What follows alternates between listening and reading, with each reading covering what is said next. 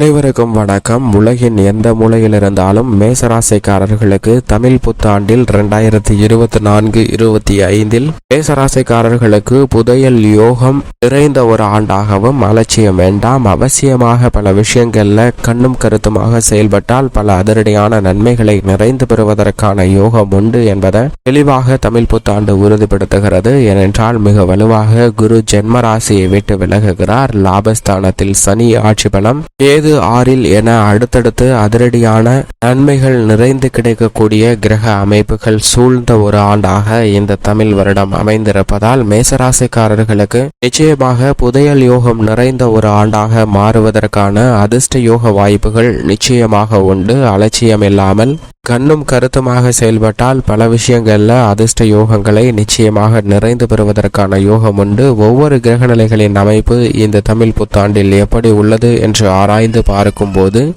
உலகின் எந்த மூலையில் இருந்தாலும் தமிழ் புத்தாண்டு 2024-25 புதையல் யோகம் நிறைந்த ஒரு ஆண்டாகவும், அலட்சியம் இல்லாமல் செயல்படும் போது பல்வேறு விஷயங்கள்ல திடீர் அதிர்ஷ்ட யோகம் நிறைந்த ஒரு தருணமாகவும் அமைவதற்கான வாய்ப்பும் சாத்தியக்கூறுகளும் உள்ளது என்பதை நவ கிரகங்களின் அமைப்பு தமிழ் புத்தாண்டில் உறுதிப்படுத்துகிறது. தமிழ் புத்தாண்டை பொறுத்த வரைக்கும் கிரகநிலைகள்ல மிக பல மாறுதல்களை சந்திக்கக்கூடிய ஒரு ஆண்டாக பார்க்கப்படுகிறது. அதிலும் குறிப்பாக குரு தமிழ் புத்தாண்டு துவங்கிய 18ஆம் தேதியிலிருந்து மிக வலுவாக ரிஷபராசிக்குள் சுக்கிரனின் ஆட்சி வீடான ரிஷபராசிக்குள் நுழைகிறாருங்க.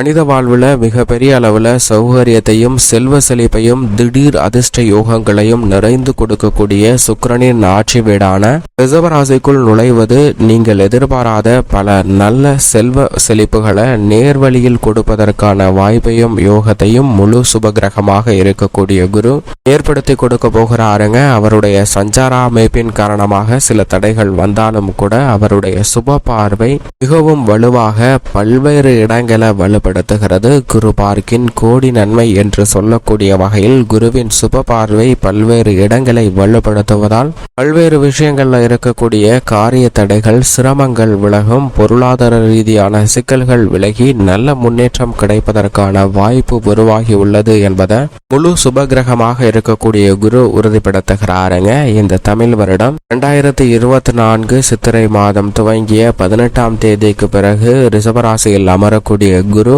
இந்த தமிழ் வருடம் முழுவதுமே ரிஷபராசியில் தான் சஞ்சரிக்க போகிறார். எனவே எதிர்பாராத பல சந்தர்ப்பங்களை நிச்சயமாக ஏற்படுத்தி கொடுப்பார். அதே சமயம் வக்ரகதியிலும் குரு வலுவிழந்து சஞ்சரிப்பாருங்க. அந்த தருணங்கள்ல சின்ன சின்ன மாறுதல்களை சந்திப்பதற்கான சாத்தியக்கூறுகள் உண்டு. அந்த நேரத்தில் விழிப்புணர்வுடன் செயல்பட்டால் பல சிரமங்களை விலக்கி நன்மை நிறைந்தவையாக மாற்றிக்கொள்ளக்கூடிய யோகம் நிச்சயமாக கிடைக்கும். ஆயுள்காரகனாக இருக்கக்கூடிய சனி பகவான் மிக வலுவாக தனது சொந்த ராசியான கும்பராசியில் ஆட்சி பலம் பெற்று அமர்ந்திருக்கிறாருங்க.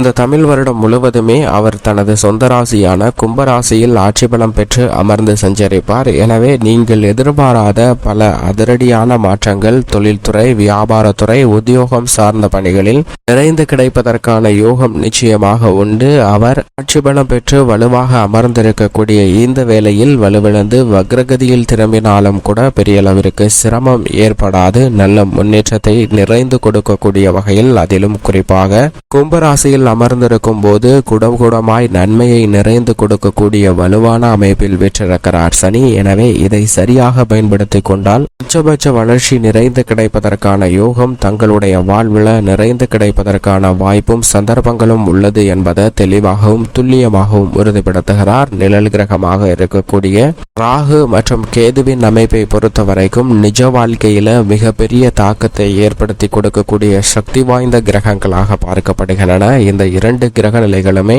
இந்த வருடம் முழுவதுமே தங்களுடைய சஞ்சார அமைப்பில் எந்த விதமான மாறுதலையும் செய்யவில்லை. ஏனென்றால் ராகு குருவுக்கு ஆட்சி வீடாக இருக்கக்கூடிய மீன ராசியிலும், கேது புதனின் ஆட்சி வீடு மற்றும் உச்ச வீடாக இருக்கக்கூடிய கன்னிராசியிலும் அமர்ந்திருக்கிறாருங்க. ராகு கேது தங்களுக்கு சமபலம் பொருந்திய 2 கிரகநிலைகளின் வீட்டில் அமர்ந்திருப்பது என்பது பல்வேறு வகையில ஏற்படக்கூடிய சிரமங்கள் நிச்சயமாக விலகும். அது மட்டுமல்லாது தமிழ் வருடம் துவங்கிய சில மாதங்களிலேயே தங்களுடைய சஞ்சார தூரத்தில் பாதிக்கு மேல் ராகு மற்றும் கேது கடக்கக்கூடிய ஒரு தருணமாக அமைவதால் ராகு மற்றும் கேதுவின் வீரிய தன்மை என்பது குறைகிறது. எனவே ராகு கேதுவால் சிக்கல் ஏற்பட்டிருந்தால் அவை நிச்சயமாக இனி குறைவதற்கான யோகம் இந்த தமிழ் வருடம் முழுவதுமே நிறைந்து கிடைக்க போகிறது. ஏனென்றால் இந்த தமிழ் வருடத்தில் ராகு கேது பெயர்ச்சி இல்லை, இந்த வருடத்திற்கு பிறகு ராகு கேதுவின் பயிற்சியானது நடைபெறுகிறது. எனவே பல அற்புதமான மாறுதல்களை நிழல் கிரகமாக இருக்கக்கூடிய ராகு மற்றும் கேது தங்களுடைய வாழ்வில் ஏற்படுத்துவதற்கான சாத்தியக்கூறுகள் உண்டு. அதிலும் குறிப்பாக புதையல் யோகம் நிறைந்த ஒரு ஆண்டாக மாற்றுவதற்கான யோகத்தை மிக வலுவாக கொடுக்கின்றன.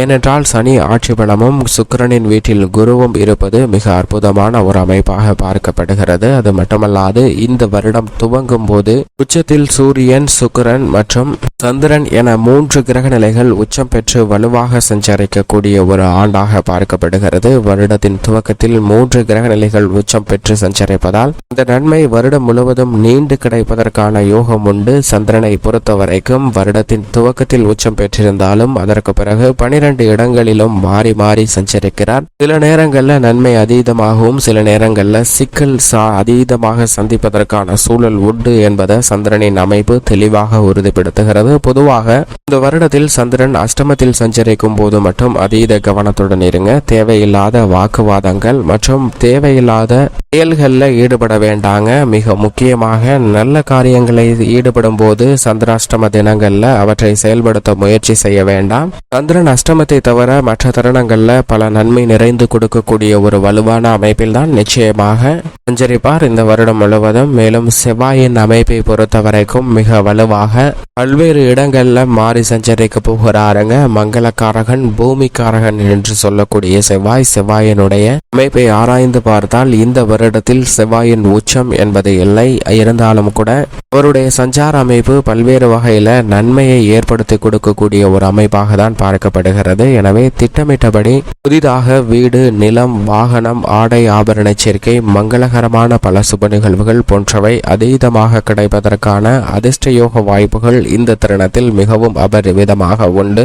பெரும்பாலும் இந்த வருடத்தின் முற்பகுதியில் சுக்கிர மங்கள யோகம் நிறைந்து கிடைக்கக்கூடிய வாய்ப்பு இல்லை. இருந்தாலும் பிற்பகுதியில் அதீதமாக கிடைப்பதற்கான யோகம் உருவாகி உள்ளதால் பல்வேறு விதமான நிகழ்வுகள்ல நல்லதொரு மாற்றம் உண்டு. குரு மங்கள யோகம், குரு சுக்கிர யோகம் என பல யோகங்களும் இந்த தருணத்தில் நிறைந்து கிடைக்கிறது. சுக்கிரன் மிக வலுவாக உச்சம் பெற்று துவக்கத்தில் சஞ்சரித்தாலும் 12 இடங்களிலும் மாறி மாறி சஞ்சரிக்க போகிறார். எனவே திடீர் அதிர்ஷ்ட யோக வாய்ப்புகள் நிச்சயமாக காத்திருக்கிறது. புதிய வாய்ப்புகள் நிறைந்து கிடைக்கக்கூடிய ஒரு வருடமாக இந்த தமிழ் புத்தாண்டு அமைகிறது. புதன் இந்த தமிழ் வருடம் துவங்கிய முதல் 3 நாளிலே வக்ர நிவர்த்தி பெற்று வலுப்பெறுகிறார். எனவே அதற்கு பிறகு சுபத்துவ பாதையில் வலுவாக சஞ்சரிக்க போகிறார். வித்யாகாரகராக இருக்கக்கூடிய புதன் சுபத்துவ பாதையில் திரும்பியிருப்பது திட்டமிடக்கூடிய காரியங்கள் அனைத்திலும் வெற்றி நிறைந்து கிடைக்கும். முதலும் முடிவுமாக இருக்கக்கூடிய சூரியன் துவக்கத்தில் உச்சம் பெற்றும் பிறகு 12 இடங்களிலும் மாறி மாறி சஞ்சரிக்கக்கூடிய இந்த வேளையில் சூரியன் சாதகமற்று இருக்கக்கூடிய தருணங்கள்ல சற்று கவனம் தேவை. அலட்சியத்துடன் செயல்பட்டால் உடல்நல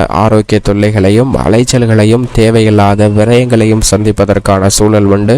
எனவே இவற்றை தவிர்க்க வேண்டும் என்றால் நிச்சயமாக அலட்சியத்தை தவிர்த்து கவனத்துடன் செயல்பட வேண்டிய ஒரு ஆண்டாக அமைந்துள்ளது என்பதை தெளிவாக உறுதிப்படுத்துகிறார். இருந்தாலும் இந்த தமிழ் புத்தாண்டில் பெரும்பான்மையான கிரக நிலைகள் அதீத நன்மையும் முன்னேற்றத்தையும் அள்ளி கொடுக்கக்கூடிய வலுவான அமைப்பில் சஞ்சரிக்கின்றன. அதிலும் குறிப்பாக வருடத்தின் துவக்கத்தில் சூரியன், சுக்கிரன் மற்றும் சந்திரன் ஆகிய 3 கிரக நிலைகள் உச்சம் பெற்றும் பிறகு வருடத்தின் மத்திய பகுதியில் புதன் உச்சம் பெறுகிறார்.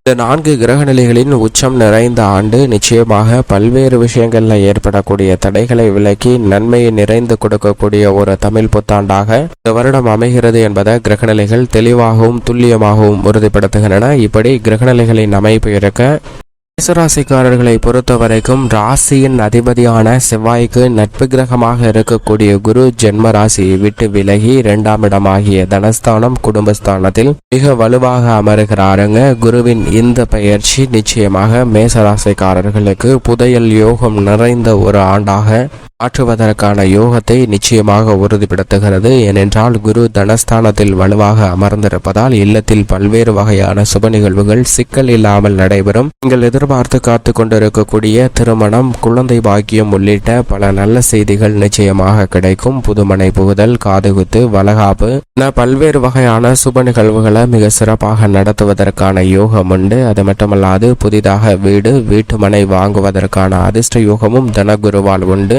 மட்டுமல்லாது குரு தனது சுப பார்வையால் மிக வலுவாக 6, 7, 8 ஆகிய இடங்களை பார்க்கிறாருங்க.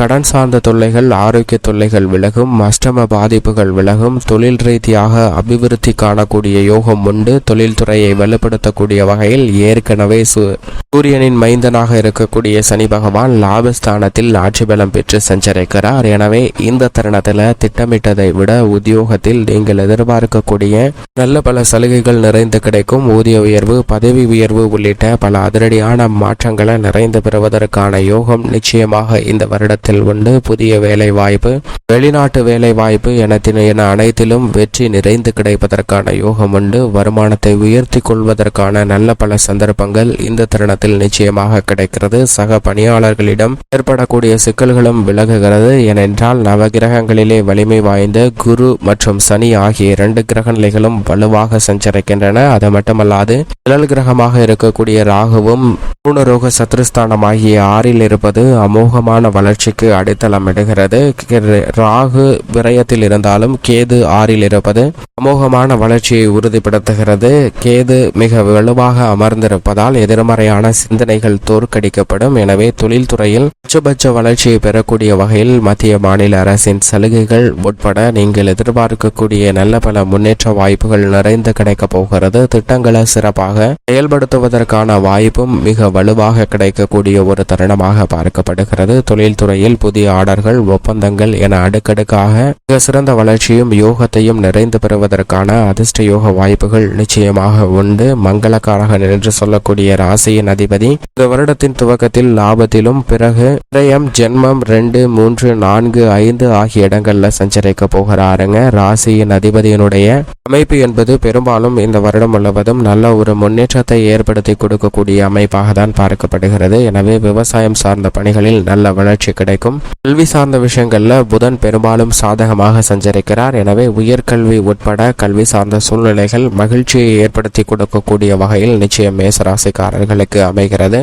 சூரியனும் பெரும்பாலும் சாதகமாக சஞ்சரிக்கிறாருங்க. ராசியின் ராஜயோகாதிபதியாக இருக்கிறார். எனவே அவர் வருடத்தின் துவக்கத்தில் இருந்தே நல்ல பலன்களை அள்ளித்தர போகிறார். எனவே அலைச்சலும் சிரமமும் வெகுவளவில் குறைவதோடு மட்டுமல்லாது காரிய வெற்றி நிறைந்து கிடைக்கும். பெண்மணிகளின் நலனுக்கு பொறுப்பேற்ற சுக்கிரன் மிக வலுவாக இந்த வருடம் முழுவதும் சஞ்சரிக்க போகிறார். எனவே பெண்மணிகளுடைய எதிர்பார்ப்பு மிக அற்புதமாக பூர்த்தியாகக்கூடிய யோகம் உண்டு. பல்வேறு வகையான சுப நிகழ்வுகளும் சிறப்பாக நடைபெறும். கலைத்துறை, அரசியல் துறை சார்ந்த பணிகளிலும் திட்டமிட்ட அசுர வளர்ச்சி நிறைந்து கிடைப்பதற்கான யோகம் உருவாகியுள்ள ஒரு ஆண்டாக இந்த வருடம் அமைகிறது. மேலும் இந்த தருணத்தை மிக சிறந்த மகிழ்ச்சிகரமான தருணமாக மாற்றிக்கொள்ள நிச்சயமாக மேசராசிக்காரர்கள் வாரத்தில் ஏதேனும் ஒரு நாள் விரதமிருந்து அருகாமையில் உள்ள அம்மன் ஆலயம் சென்று தீபமேற்றி வழிபாடு செய்யுங்கள். தங்களுடைய வாழ்வில் நிறைந்த முன்னேற்றமும் புதையல் யோகம் நிறைந்த ஒரு ஆண்டாகவும் அமைவதற்கான சாத்தியக்கூறுகள் நிச்சயமாக கிடைக்கும்.